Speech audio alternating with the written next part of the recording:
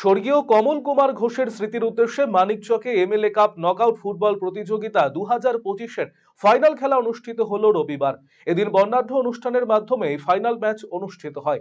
এদিনের এই ক্রীড়া অনুষ্ঠানে উপস্থিত ছিলেন ফুটবল জগতের তারকা তথা ভারতীয় ফুটবল দলের প্রাক্তন অধিনায়ক বাইচুং ভুটিয়া, সঙ্গীত জগতের বিখ্যাত গায়িকা রাফা ইয়াসমিন, মালদার জেলা শাসক নিতিন সিংহানিয়া, মালদা জেলা পরিষদের সভাধিপতি লিপিকা বর্মন ঘোষ, জেলা পুলিশ সুপার প্রদীপ কুমার যাদব, বিধায়ক আব্দুর রহিম বক্সি, মানিকচক বিধানসভার বিধায়ক তথা এমএলএ কাপের প্রধান উদ্যোক্তা সাবিত্রী মিত্র সহ অন্যান্যরা।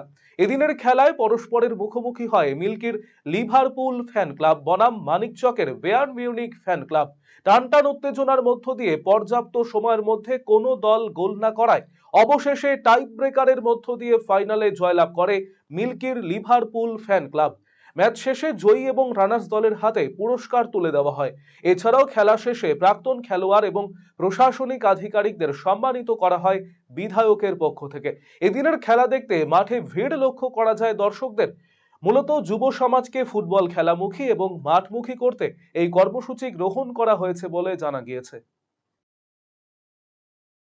এমএলএ কাপ 2025 এটা আমাদের চ্যালেঞ্জ করে টার্গেট হিসেবে আমরা নিয়েছিলাম। এত ভালো টুর্নামেন্ট আমরা করতে পারবো আমরা তো ভাবিনি, কিন্তু এটা ঠিক যে আজকে আমাদের এমএলএ কাপ মানে ফ্যান ক্লাব যারা করেছে তারা সকলে মিলে কাজ করেছে এবং এখানে মানে মুখ্য ভূমিকায় আপেল ছিল কাজের ক্ষেত্রে। এতগুলো অ্যারেঞ্জমেন্ট করছে আমরা বুঝতে পারছি না। আমরা যতক্ষণ পেরেছি আমরা জোগাড় করেছি এবং আমরা মানুষ আমাদেরকে সহযোগিতা যেটা করেছে সেটাই আমরা কোনো সহযোগিতা সেভাবে আমরা নিজেরাই এটা করবার চেষ্টা করেছি।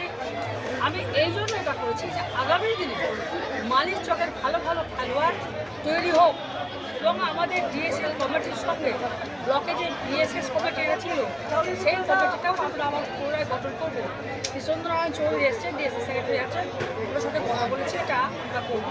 তো খেলোয়াড়দেরকে নিয়েই আমার 2 বছর বাইচুং ভুটিয়া একজন ভালো খেলোয়াড়, সেই হিসাবে উনি এসেছিলেন খেলার সঙ্গে। ওনাকে দেখে আমাদের যুবকদের মধ্যে উৎসাহ হয়েছে যাতে এরকমভাবে আমরাও খেললে আমরা বড় হতে পারি, তার জন্যই বাইচুং ভুটিয়া এসেছিলেন এবং দেখা করেছেন।